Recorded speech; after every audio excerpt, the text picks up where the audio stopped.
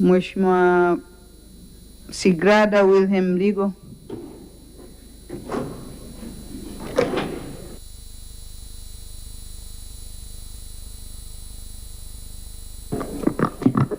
Asante sana Mheshimiwa Mwenyekiti kwa kunipa nafasi na mimi niweze kuchangia jioni ya leo kwenye hii Wizara ya Maendeleo ya Jamii, Ustawi, Vijana na Watu wenye Ulemavu.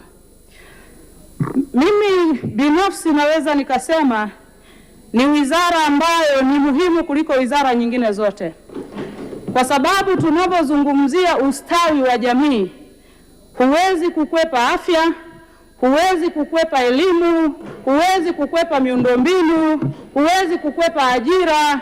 Kwa hiyo hii ni wizara ambayo mimi naitazama kwa jicho la kipekee zaidi.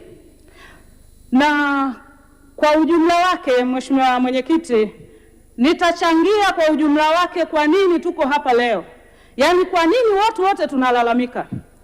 Kwa nini watu wanalalamika mambo ya elimu? Kwa nini watu wanalalamika mambo ya unyanyasaji wa kijinsia? Kwa nini watu wanalalamika mmomonyoko wa maadili na mambo mengine kama ambavyo wenzangu wamechangia asubuhi, hasa wale wawili? Mheshimiwa Mwenyekiti, tumekuwa tukiangalia matokeo zaidi badala ya kuangalia chanzo. Mheshimiwa Mwenyekiti, ukweli ni kwamba maisha yamekuwa magumu sana. Hakuna mbunge anaweza kasimama hapa, Mheshimiwa Mwenyekiti, kwa siku aniambie hajaomba hela na mwananchi wake. Hayupo. Lakini hakuna mbunge anaweza kasimama hapa akasema yeye hana changamoto ya kiuchumi. Basi kama wapo hata 10% hawafiki. Tunashinda humu Mheshimiwa na Mwenyekiti, licha ya kwamba sisi tunalipwa, lakini unaona binafsi bado scarcity ya maisha ni ngumu. Lakini wewe ambaye una kazi maalum kama hii, unaona kuna shida mahali. Wimbi la dependence wanaokutegemea linazidi kuongezeka siku hadi siku. Sasa jibadilishe. Nenda mtaani, wewe ndio uko mtaani afa una kazi. Ndio unaweza kujua kwamba hali ipoje huko chini. Mheshimiwa Mwenyekiti, nimeangalia michango ya waheshimiwa wenzangu. Mimi naiunga mkono yote. Lakini hebu tutafakari tunatokaje hapa tulipo. Kwa sababu bila kuumiza kichwa zaidi, naanza mfano kwenye ishu ya elimu. Ni Tanzania moja, ni serikali moja, tuna mifumo ya elimu ya aina mbili. Mtoto wa waziri wa mbunge anasoma English medium, mfumo wa Kiingereza. Mtoto wa mama ntilia anasoma kwenye shule ya msingi ambao mfumo ni wa Kiswahili. Tunatarajia wakimaliza wakashindane kwenye soko, kwenye interview moja, mlango mmoja.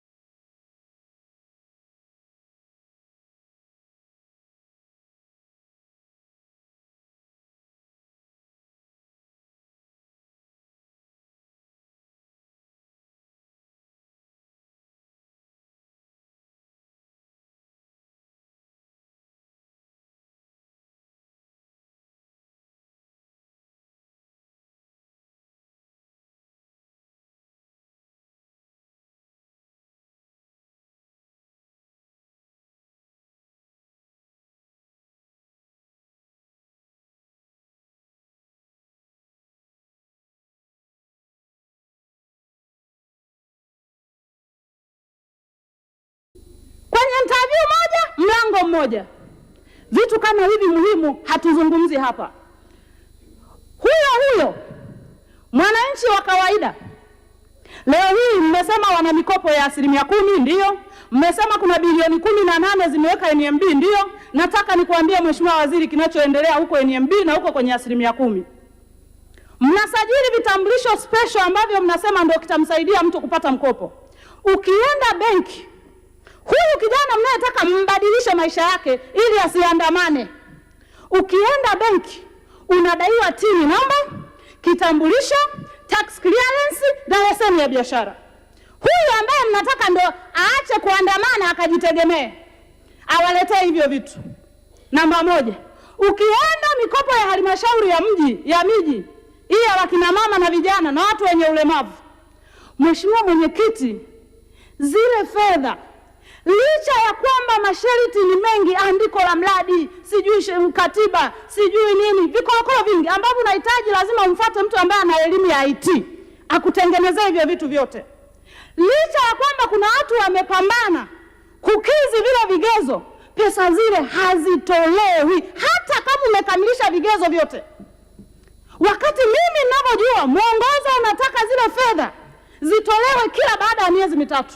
Na wenye taarifa ni wachache. Yaani wale wananchi hawapewi utaratibu kwamba hizi fedha ziko 1, 2, 3, wewe Juma John mtapata mwezi wa pili, wewe Ana Neema mtapata mwezi wa 9. Haupo. Wanapata tabu kuulizia. Walisema. Yaani hakuna straight forward kwamba hili jambo robo 3 ya mwezi huu kata fulani labda au vikundi fulani, haipo. Unaomba pesa leo, umekamilisha dokumenti zote Mheshimiwa Mwenyekiti, unakuja kupata hela mwakani. Uliomba, kikundi kiliomba milioni 50, wanakuja kupata milioni 3. Na wameandika maandiko. Na huo mchakato mzima ili ukamilishe dokumenti zote ambazo zinahitajika, lazima shilingi 500,000, 600,000, 4,500 utumie. Labda kama wakili ni mpenzi wako, maana hilo anaweza akakugongea bure muhuri na katiba akakutengenezea bure. Huo ndio ukweli, tuambizane ukweli. Huyu ambaye ninataka asiandamane ametokaje kwenye mazingira kama hayo?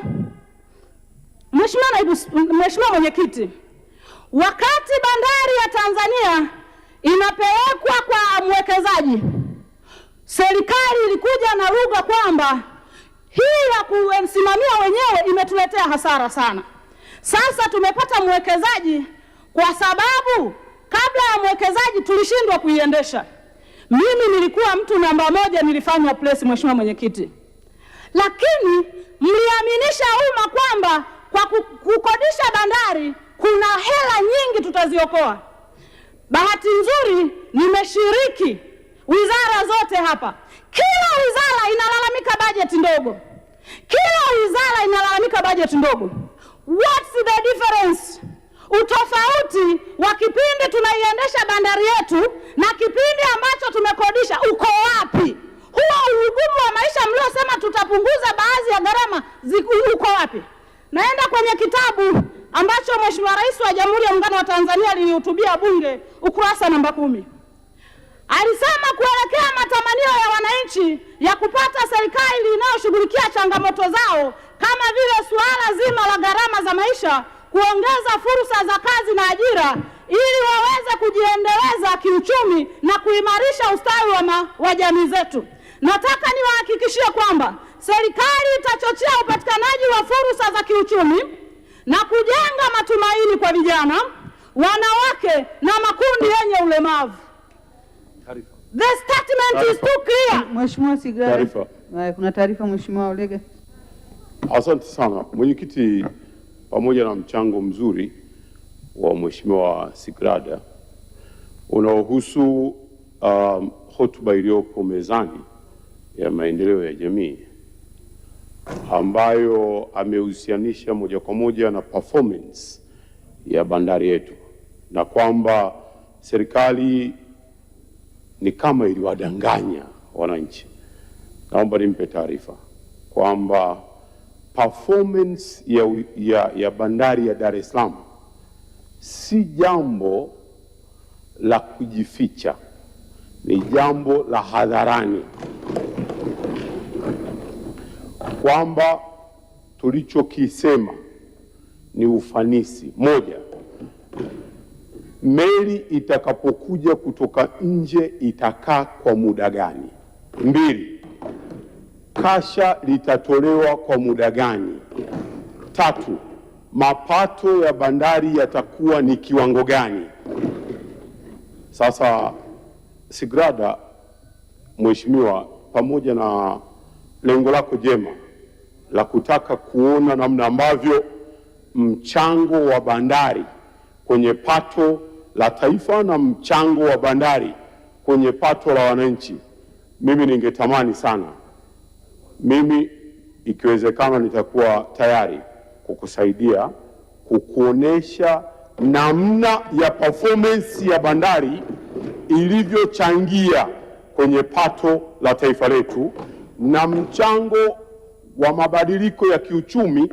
Hata ukifika leo Dar es Salaam utaona namna ambavyo ongezeko la watu waliopata ajira aidha ya moja kwa moja au inayotokana na hizo performance za bandari. Kwa hivyo mchango huu wa kwako mzuri unaoutoa wa kuchangia namna ambavyo jamii yetu isiathirike na maadili na kadhalika, usiupotoshe katika performance ya bandari yetu na ahadi ya serikali. Mheshimiwa Sigrada, unaipokea hiyo taarifa? Siwezi kupokea taarifa kwa sababu mzungumzaji yeye yupo kwenye mfumo, anajua. Mimi niko kwa wananchi, sijaingia kwenye huo mfumo, lakini pia sijaona mpaka sasa hivi utofauti wa maisha kati ya kipindi tunaiendesha wenyewe na kipindi ambacho tumekodisha. Mimi nimeagiza gari juzi, Mheshimiwa Mwenyekiti, wameingiza kodi inaitwa